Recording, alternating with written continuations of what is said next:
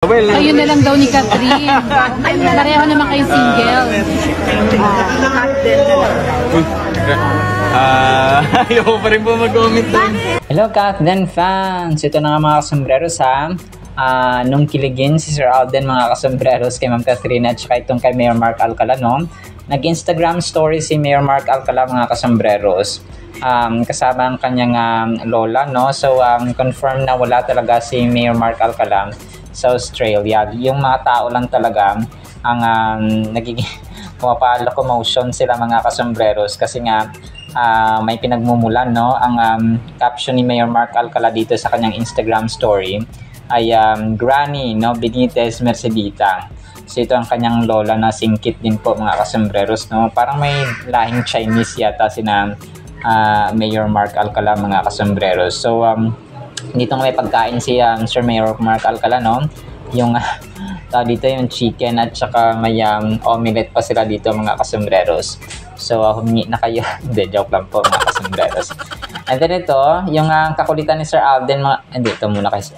Sige, ito muna kami ng Catherine mga kasombreros, no?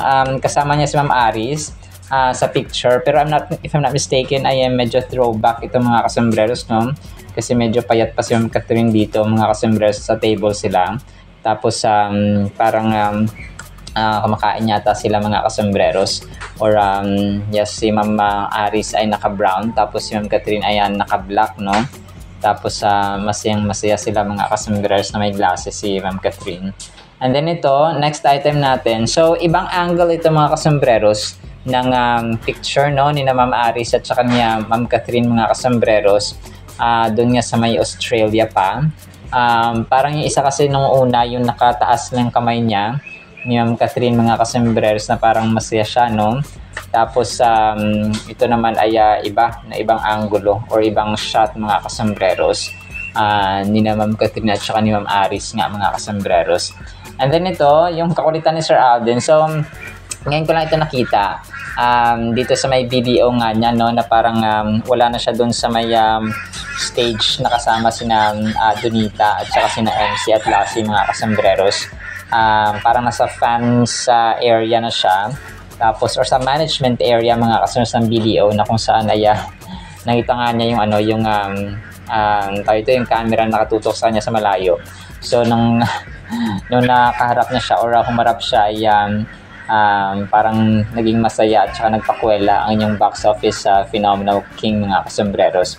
And then ito, Instagram story din ni Pops Alden mga kasombreros ay itong itong kanyang suit, no, Barong Tagalog mga kasombreros. Barong Tagalog inspired na costume mga kasombreros or suot doon nga sa Eddie. So parang late post na niya ito mga kasombreros ng kanyang outfit, no, bago umalis ng bahay or bagong umalis ng kondo yata niya ito mga kasombreros sa dito sa Makati mga kasombreros. So ito po ay sobrang pogi ng yung phenomenal box office king dito.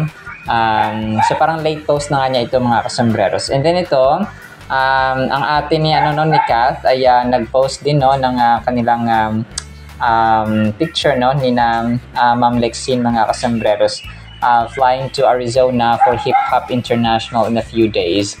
So parang ito ay post niya bago yung pero Arizona, 'di ba, parang yung competition niya isa sa California, tapos Arizona na naman. So mayroon pala parang parang dito parang iba-ibang destination mga kasombreros yung tapos iba-ibang category yung kanilang sinalihan na dance competition mga kasombreros, no? So ang kulit at saka ang cute nila mga kasombreros. So parang wala dito si Ma'am Chrysler mga kasombreros. Pero yun po, no. And then ito, dito ko nalaman, no, yung dito yung si Ma'am Marian Ramos ay isa rin pala sa mga ambassadors, no, ng TCL Philippines mga kasombreros. So sobrang sobrang cute at saka sobrang ganda ni Ma'am Marian. Akala ko si Ma'am Catherine lang yung brand ambassador ng TCL dito sa Pilipinas mga kasombreros. And then ito, next item natin. So si Maine Mendoza pala ay parang shinare niya yung kanyang experience dati nung sa Aldab days pa. So ito ay parang part lang ng 10th anniversary ng Aldab mga kasombreros sa Itbulaga or sa TVJ nga mga kasombreros, no? Pero hindi ito yung parang pumunta Sir Alden and so on. So hindi na talaga pumunta Sir Alden kahit na nung anniversary pa ng Aldab mga kasombreros, kasi parang ayaw na niyang pa yung mga tao, bibigyan na naman ng issue mga kasombreros. So parang crush pala siya dati ni Alden, no? Sabi niya ganun dito. So parang yung producer parang tinitis siya kaya Sir Alden mga kasombreros na yun nga, no, may nakakrush sa kanya and so on mga kasombreros. Tapos yun nga, doon na buo yung parang Aldab na tambalan nila at saka kalye serye mga kasombreros.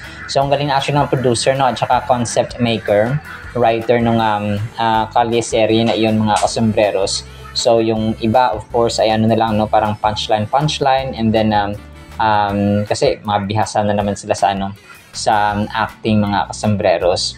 So yun po. And then ito, konting throwback, no, itong Pepsi. Parang ito yung unang endorsement video ni Ma'am Catherine maliban dun sa Magnolia. Kasi yung Magnolia talaga, yun yung pinaka main nila na as parang bago yung main promo ng Hello Love Goodbye mga kasombreros. So itong parang first meet up din nila as brand endorsers itong Pepsi mga kasombreros.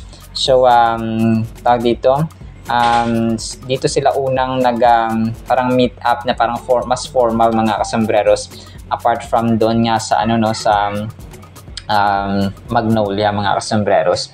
And then ito, last item natin mga kasombreros ay another picture, no, ni Mama Aris at saka ni Mama Catherine mga kasombreros. Parang naka-white siya pero medyo throwback din itong picture, no.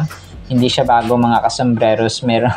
May pagkain, food is life mga kasombreros sa dalawang dalagang Pilipinang ito, no, na kung saan ay best friends for life mga kasombreros, si Ma'am Aris at saka si Ma'am Catherine Bernardo nga.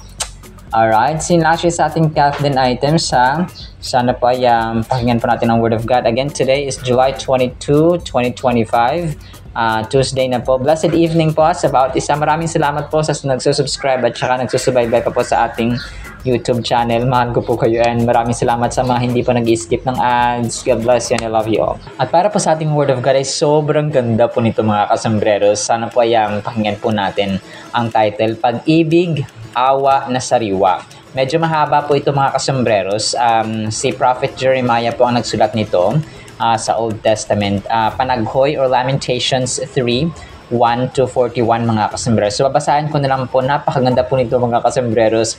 Sana po ay pakinggan po natin. Sabi niya Prophet Jeremiah dito, naranasan ko kung gaano kahirap ang maparusahan ng Diyos. Itinaboy niya ako sa lugar na wala kahit bahagyang liwanag. Walang awa niya akong hinampas sa buong maghapon, tagtad ng sugat ang buo kong katawan at bali-bali ang aking mga buto. Ibinilanggo niya ako sa kalungkutan at pagdurusa, isinadlak niya ako sa kadiliman, laging nasa bingit ng kamatayan. Nalibutan ako ng pader na mataas, nanambitan man ako at humingi ng tulong, hindi niya ako dininig ang aking panalangin o hindi na dininig ang aking dalangin. Susuray-suray ako sa tindi ng hirap at kahit saan ako bumaling ay may pader na nakaharang. Siya'y parang osong nag-aabang sa akin at parang liyong nag-aantay. Hinabol niya ako sa kaniluray at iniwang nakahandusay. Iniakma niya ang kanyang pana at ako ang kanyang ginawang tudlaan. Tinamaan ako sa aking puso ng kanyang mga palaso. Buong araw ako'y pinagtawanan, sa mga kwentuhan ako ay biruan. Pawang kapaitan at kalungkutan ang pinalasap niya sa akin. Pinalasap ni Lord kay Prophet Jeremiah. Inginudngod niya sa lupa ang aking mukha at idinikdik sa bato ang aking bibig. Naglaho sa akin ang bakas ng kalusugan, maging kapayapaan at kaligayahan man. Kaya't sinabi ko na wala na ang aking lakas at ang aking pag-asa kay Yahweh. Simpait ng apdo ang alalahanin sa aking paghihirap at kabiguan. Lagi ko itong naaalala at ako'y labis na napipighati. Gayon may nanunumbalik ang aking pag-asa kapag naaalala kong pag-ibig mo, Yahweh, ay hindi nagmamaliw. Kahabagan mo'y walang kapantay. Ito ay laging sariwa. Bawat umaga, katapatan mo'y napakadakila. Si Yahweh ay akin, sa Kanya ako magtitiwala. napakaganda ito mga kasombreros. Ito yung twist, no? Si Yahweh ay mabuti sa mga nananalig at umaasa sa Kanya, kaya't pinakamainam ang buong tiyagang umasa sa ating kaligtasang si Yahweh ang may dala. At mabuti sa isang tao na siya'y matutong magtiyaga mula sa kanyang kabataan. Kung siya'y palasapin ng kahirapan, matahimik siyang magtiis at maghintay. Siya'y mapagpakumbaba sa harapan ni Yahweh or magpakumbaba sa harapan ni Yahweh at huwag mawala ng pag-asa. Tanggapin ang lahat ng pananakit at pagpahamak o paghamak sa kanyang daranasin. Mahabagin si Yahweh at hindi niya tayo itatakwil habang panahon. Grabe. Bagaman siya'y nagpaparusa, hindi naman nawawala ang kanyang pag-ibig. Hindi niya ikakatuwang tayo'y saktan o pahirapan. Hindi nalilingid kay Yahweh kung naghihirap ang ating kalooban, maging ang ating karapatan kung tayo'y pagkaitan. Kung ang katarungan ay hayagang tinutuya, siguradong si Yahweh ay hindi magpapabaya. Walang anumang bagay na mangyari ng hindi niya o hindi sa kapahintulutan ni Yahweh. Nasa kapangyarihan ng kataas-taasang Diyos ang masama at mabuti. Grabe. Bakit tayo magrereklamo kapag tayo pinaparusahan kung dahil naman ito sa ating kasalanan? Siyasatin natin suriin ang ating pamumuhay at tayo manumbalik kay Yahweh. Dumulog tayo sa Diyos at tayo manalangin. Grabe, napakaganda po nito mga kasombreros. Si Prophet Jeremiah ay tinatawag pong the crying or the weeping prophet mga kasombreros.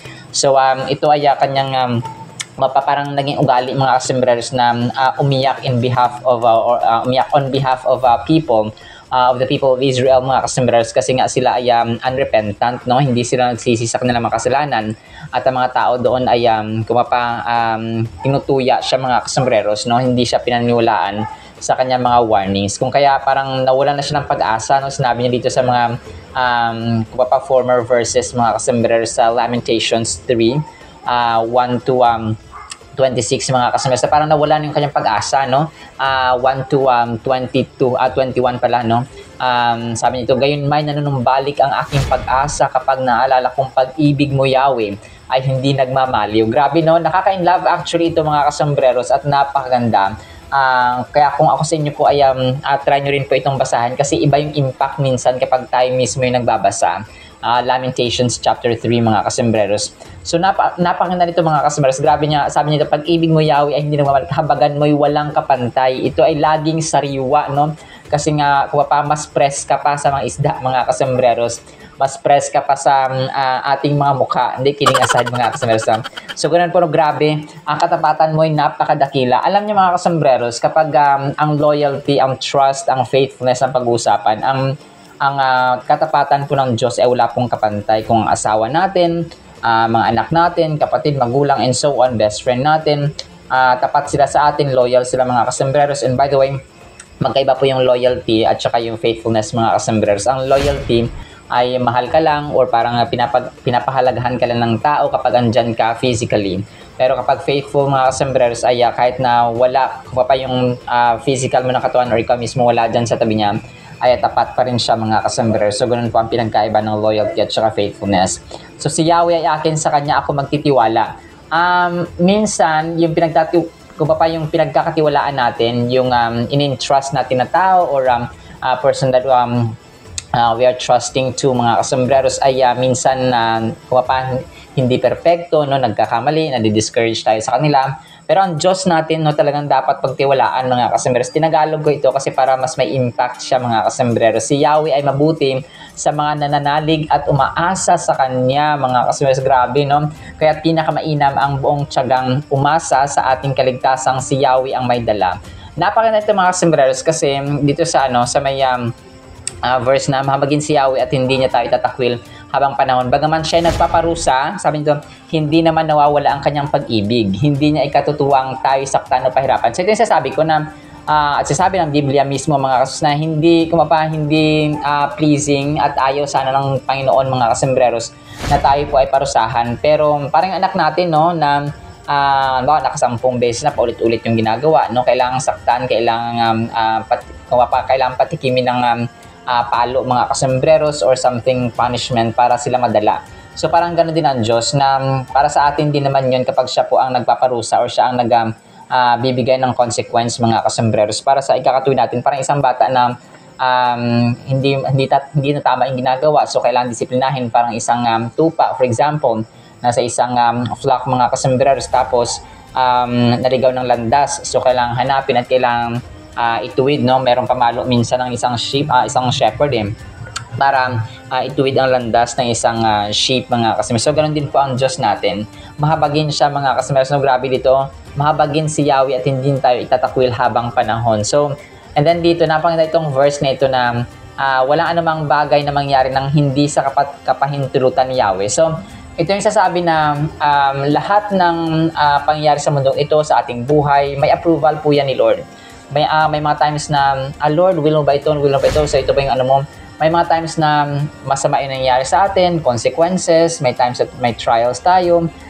Pero part po yun ng ating growth mga kasambres, part ng discipline ng Panginoon. Kasi minsan, tayo naman na may kagagawan, desisyon din naman natin kung kaya tayo ay kumbaga pa pinarusahan or nakaka-experience ng ganong consequence. For example, gusto mo na talaga magka-jowa, ngayon iniwan ka, hindi pa na, nasa season of learning ka pa naman, dito nag-aaral ka pa, so talagang atat na atat ka na magka-jowa or mag-asawa. So ayan, nung nagkaanak ka ng maaga, so sino yung nahihirapan kundi ikaw? So parang ganun din mga susunod, ang choice natin, ang plano natin, ang mga desisyon natin sa buhay, siya rin mismo, kung yung tayo rin mismo ang sumisira sa ating future.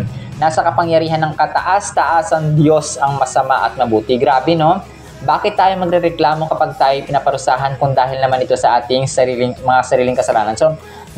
So, ganun nga mga asos, punto por punto. Tama at saka tumpak talaga ito mga kasmeros na kung parang huwag mong isisi kay Maria kung ikaw naman ang may kasalanan, huwag mong isisi kay Jose, huwag mong isisi kay kapitbahay kung ikaw naman ang mismo ang may desisyon. Kasi prinsipyo naman ng tao yun kahit na anong pilit ng ibang tao, ng pamilyang for example, ng kahit na sino mo dyan, best friend for example, kung ayaw mo talaga, hindi ka nila mapipilit, no? Kasi nasa iyo naman kapag magpapadala ka sa pressure nila or sa kanilang sinasabi or hindi. Kasi buhay mo naman yan, buhay naman natin to mga kasambreros. So no one should dictate us sa ating mga decision sa buhay kapag malaki na tayo. Not unless kapag elementary pa lang tayo or high school for example, no? Ganon mga kasambreros. So hindi nila hawak ang buhay natin. So sa English as psychology term, that's gaslighting. Kung parang kinokontrol mo yung mind, kinokontrol mo yung desisyon, kinokontrol mo yung isang tao mga kasambreros for the sake of your own benefit. So ganon, parang panggagamit siya mga kasambreros yung gaslighting. Alright, so napakaganda ito mga kasambreros, na mahaba siya pero binuo ko siya kasi sobrang ganda talaga. And para malaman natin yung twist na kung saan papasok yung pag-ibig, yung awa ng Diyos na sariwa siya mga kasambreros every single morning. Alright, so that is it ha. Sana po ay pagpalaran po tayo ng pag-ibig, pananampalataya, pag-asa at awa ng Panginoon na sariwa every morning. In Jesus' name we pray, Amen and Amen. See you sa next segment mga kasambreros, and paalam po. I love you.